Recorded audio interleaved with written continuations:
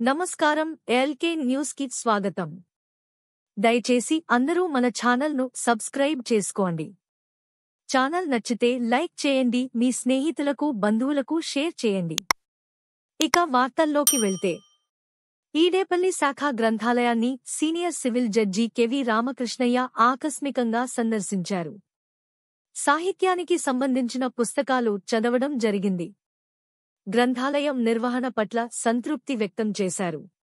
ఉప ముఖ్యమంత్రి పవన్ కళ్యాణ్ నటించిన హరిహర వీరమల్లు సినిమా విడుదల సందర్భంగా బుధవారం ర్యాలీ నిర్వహిస్తున్నట్టు, ర్యాలీకి జనసేన కార్యకర్తలు తరలిరావాలని జనసేన నియోజకవర్గ ఇన్ఛార్జి, డిసిఎంఎస్ చైర్మన్ బండి రామకృష్ణ పిలుపునిచ్చారు. మంగళవారం జనసేన కార్యాలయంలో జరిగిన సమావేశంలో బండి రామకృష్ణ మాట్లాడారు. హరిహర వీరమల్లు సినిమా విజయవంతమవుతుందని, అందుకు కార్యకర్తలు సహకరించాలన్నారు. ఈ సందర్భంగా బుధవారం సాయంత్రం 4 గంటలకు మచిలీపట్నంలో ర్యాలీ నిర్వహిస్తామన్నారు. ఈ సమావేశంలో కార్పొరేటర్ పినిశెట్టి ఛాయాదేవి, పెదయాదర సర్పంచ్ గల్లా తిమోతి, జనసేన నగర అధ్యక్షుడు గడ్డం రాజు తదితరులు పాల్గొన్నారు. సత్యసాయిబాబా 100 వసంతాల వేడుకల్లో భాగంగా బందరు మండలం చిట్టిపాలెం గ్రామంలో ఈ నెల 27న ఉచిత వైద్య సేవా శిబిరం నిర్వహించనున్నట్టు మచిలీపట్నం సత్యసాయి సేవా సమితి కన్వీనర్ పోతుకూచి ఆంజనేయ కుమార్ తెలిపారు.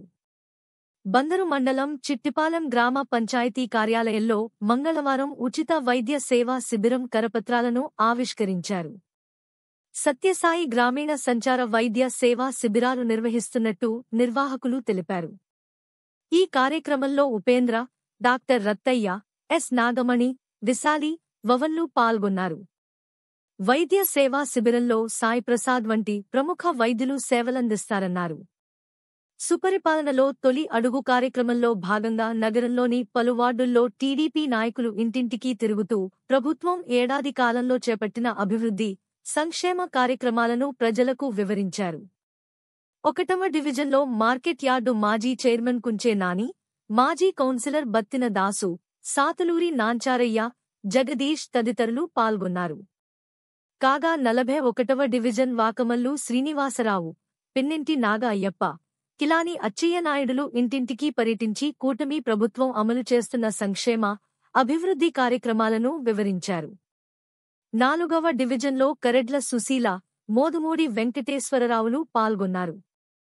18వ డివిజన్లో గోకుల శివ, లంకిశెట్టి నీరజ, ఈడేపల్లిలో టీడీపీ నాయకుడు వేముల బుజ్జి, వివిధ నగర డివిజన్లలో టీడీపీ నగర అధ్యక్షుడు లోగిశెట్టి వెంకటస్వామి పాల్గొన్నారు. కరగ్రహారంలో market yard director Chodavarapu Lakshmiprasanna పాల్గొన్నారు. ఉల్లిపాలెంలో కమ్మిలి మధు, పోతేపల్లిలో కాటం మధు తదితరులు పాల్గొన్నారు. మచిలీపట్నం బచ్చుపేట వెంకటేశ్వర స్వామివారి పవిత్రోత్సవాల సందర్భంగా ప్రముఖ శతావధాని డాక్టర్ ఆముదాల మురళి నిర్వహించిన అష్టావధానం ప్రేక్షకులను ఆకట్టుకుంది. వెంకటేశ్వర స్వామివారి పవిత్రోత్సవాల సందర్భంగా సోమవారం రాత్రి స్వామివారి కళ్యాణ మండపంలో నిర్వహించిన ఆముదాల మురళి అష్టావధానం ప్రేక్షకులను ఆద్యంతం అలరించింది. ప్రేక్షకులు అడిగిన సమస్యలకు ఆముదాల మురళి అలవోకగా పూరిస్తూ సాహితీవేత్తలను మైమరపించారు.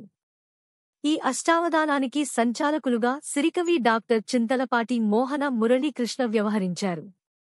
పిటిజివి రంగాచార్యులు నిషిద్ధాక్షరిని, కె కనకదుర్గ మహాలక్ష్మి సమస్యను, మద్దూరి రామ్మోహనరావు దత్తపదిని, ఓలేటి ఉమాసరస్వతి వర్ణన, కె రాజేంద్రప్రసాద్ న్యస్తాక్షరిని, గుడిపూడి రాధికారాణి ఆసువును, దండిబొట్ల దత్తాత్రేయ శర్మ అప్రస్తుత ప్రసంగంను చేపట్టారు.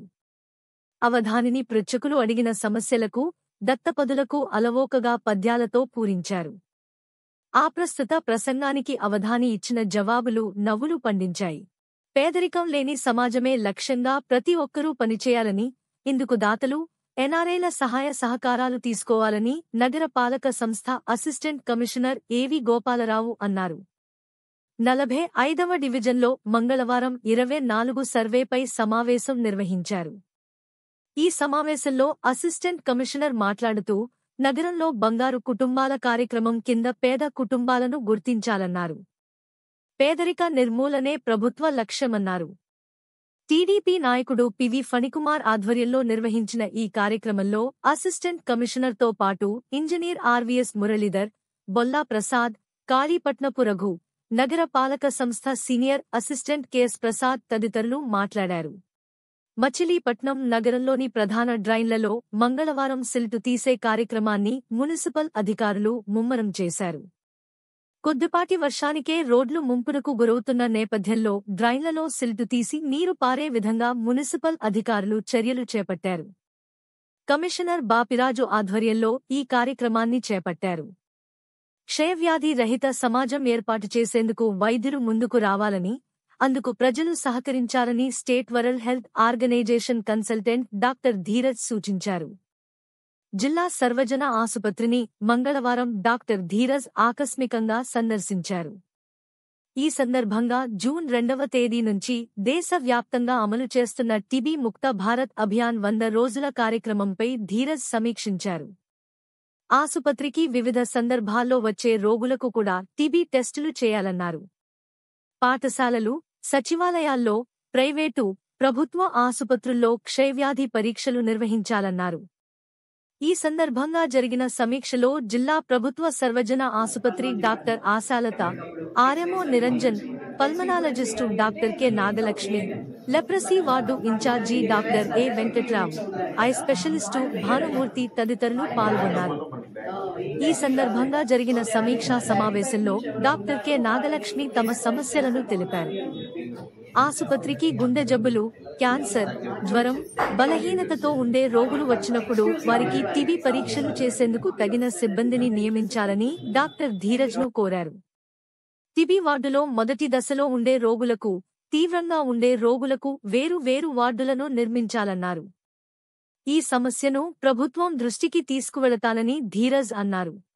ఏడాది పాలన పూర్తయిన సందర్భంగా కూటమి ప్రభుత్వం చేపట్టిన సుపరిపాలనలో తొలి అడుగు కార్యక్రమానికి ప్రజల నుంచి బ్రహ్మాండమైన స్పందన లభిస్తోందని రాష్ట్ర మున్సిపల్, పట్టణాభివృద్ధి శాఖ మంత్రి కె నారాయణ అన్నారు.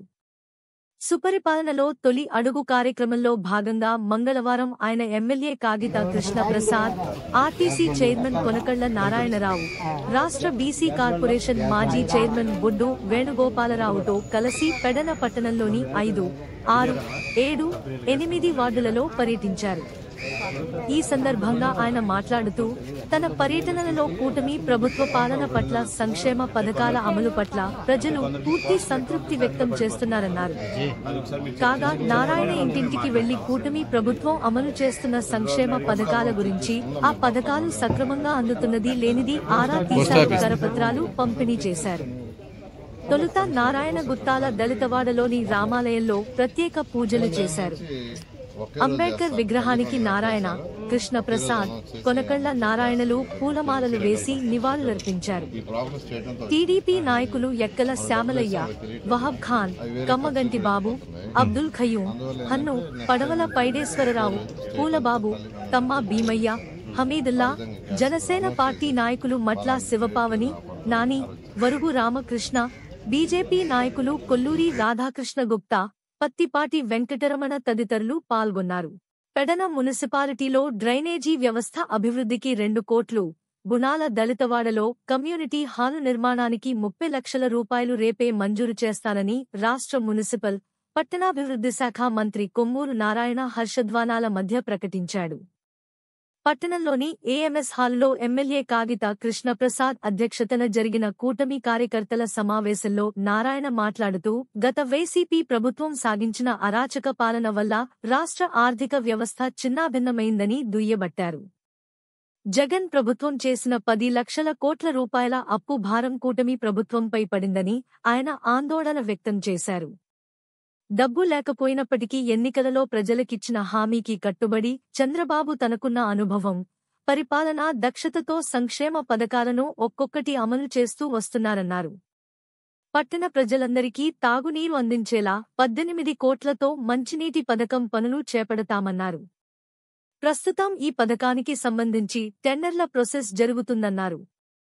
కార్యకర్తలు ఇంటింటికి వెళ్లి కూటమి ప్రభుత్వం అమలు చేస్తున్న సంక్షేమ, అభివృద్ధి పథకాల గురించి వివరించడంతో పాటు గత వైసీపీ ప్రభుత్వం రాష్ట్రాన్ని ఎలా నాశనం చేసిందో కూడా వివరించాలని నారాయణ పిలుపునిచ్చారు.